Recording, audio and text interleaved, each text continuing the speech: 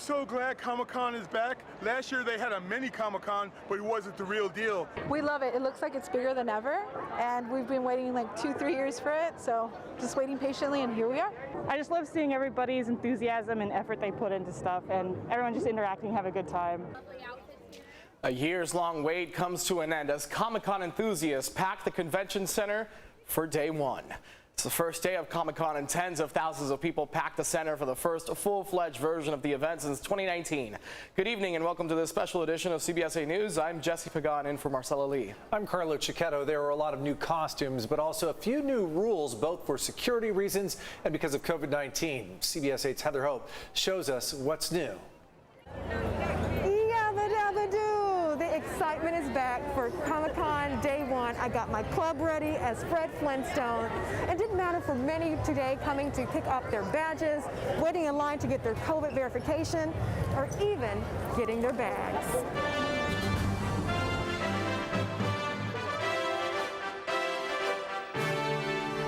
Back to all the action. Thousands packed the San Diego Convention Center for day one of Comic-Con. But before attendees could enter the fun, the first stop was getting an orange wristband at the front entrance to show proof of COVID vaccination or negative COVID test. Then masks are required before going inside the convention. It's upstairs to the sales pavilion to pick up the badge or bag before hitting the showroom floor. For the 45th anniversary of the original Star Wars movie, a top collector's item is up for auction for $500,000. We have the last surviving original Han Solo blaster from the 1977 Star Wars. Superheroes strutted their stuff in this Marvel costume contest. Hey, give us a pose number one. Much excitement for all Comic-Con newbies. This is my first Comic-Con that I actually have a ticket for. Danny Black is dressed as Robin from Titans. I made a lot of it myself, the chest plate, the belt, a lot of the accessories are all me. It's also a first for Leah Carlson from Asheville, North Carolina. I traveled 2,400 miles to be here today. Showing off her favorite color pink, Leah loves the reactions to her Barbie costume. All these little girls are coming up to me saying, "Hi, Barbie." Also a professional singer, Leah broke out in song. You're as sweet as strawberry wine. This San Diego family of three dressed up as Demon Slayer characters from the popular Japanese comic book series. This is my 23rd year coming here because this is what I live and die for. The convention is a comic book collector's haven. Every single comic that you purchase through Collect Forever, this is the soft slab that I was talking about. So this is a soft plastic case where every comic is encased in. Pro wrestler Queen Zelina and others with WWE posed on a panel as people waited to get their autographs. There was security at each door and multiple police officers outside. Ahead on the schedule tomorrow, there will be a Spider-Man exhibit, the Festival of Books, and a mental health, healthcare, and heroes panel. From the Comic-Con floor, I'm Fred Flintstone for CBS 8. Thank you, Fred. Mayor Todd Gloria helped kick off Comic-Con this morning outside the San Diego Convention Center. The signature San Diego event's expected to bring thousands of people from across the country and world, as you just saw there, and generate millions of dollars in revenue. San Diego's been home to Comic-Con since 1970. Mayor Gloria says the event is part of the fabric of the city. And that global attention is what lets us showcase our incredible city. That is what I like to call big city energy, and it is going off the charts. In 2019 alone, Comic-Con welcomed more than 135,000 attendees and generated $3.2 million in revenue for the city. We have more Comic-Con coverage ahead tonight. Coming up at 7:35, a sneak peek of the upcoming Dungeons & Dragons Honor Among Thieves from the cast and crew. At 7:37, we go inside the Spider-Man exhibit, and you don't need tickets to see this one in person. And at 7:41, we catch up with the cast of the popular CBS hit show, Ghosts. Workers who walked off the job at one of San Diego's biggest hotels have reached a tentative deal to end a strike.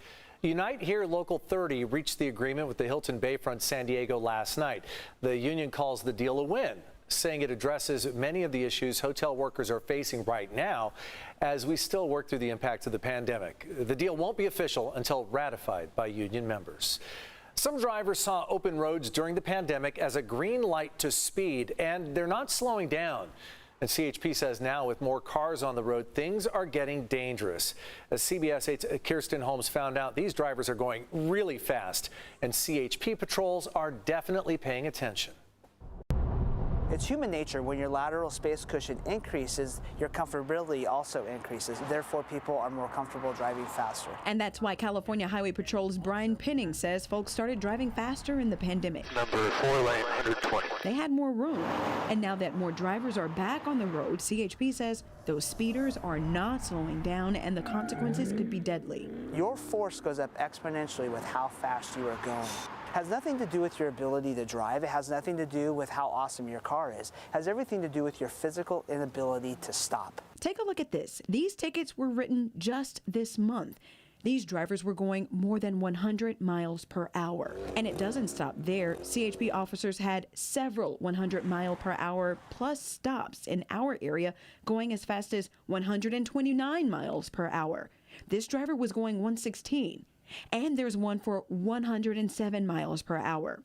Whether you're in a fast car street racing or going 94 in a 45 or just testing the limits on your motorcycle, CHP says they're looking for you. And it's not just slowing down that can save your life. CHP says seat belts are also a must. We have a 97% compliance rating for seatbelts, but yet over 50% of our fatals involve unrestrained occupants. And the faster you go, the greater risk you'll get hurt. In every single crash, there's 3 collisions. The first collision is your vehicle hitting an object. The second collision is your body hitting the inside of the car, which is hopefully your airbag when you're properly restrained. But the third collision is what kills you, and that's when your internal organs slam against your skeletal structure. Go along the curb and stop your vehicle. And the penalties if you get caught?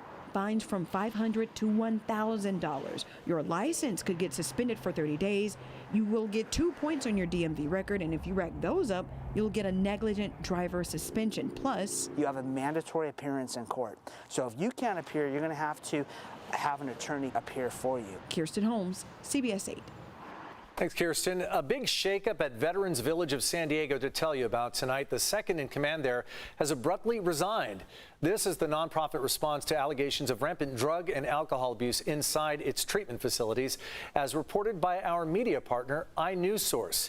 Today, Veterans Village confirmed that it is now searching for a new chief operating officer after former COO John Laidlaw resigned last week.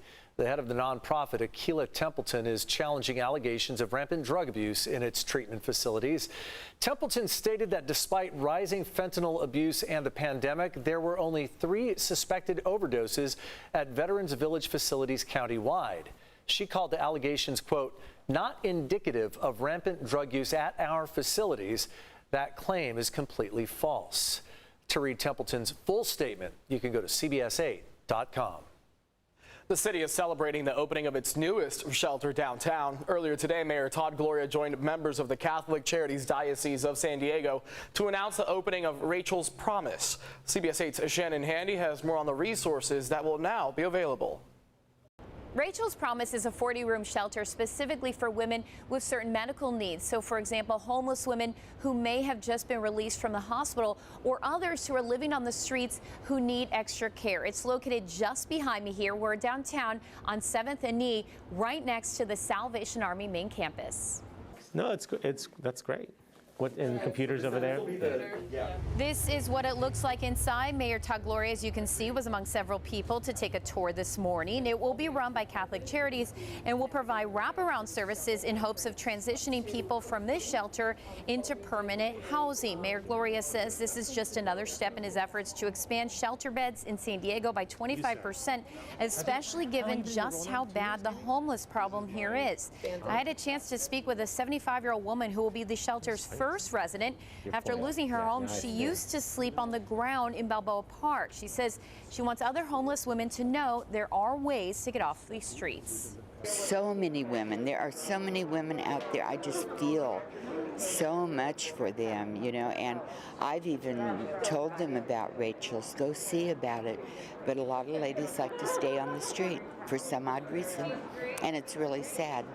That was Karen Singh. She hopes to eventually move from Rachel's place into an apartment of her own where she wants to raise 2 cats specifically. She will move in here early next week, and that's when other residents will be welcomed as well. Back to you.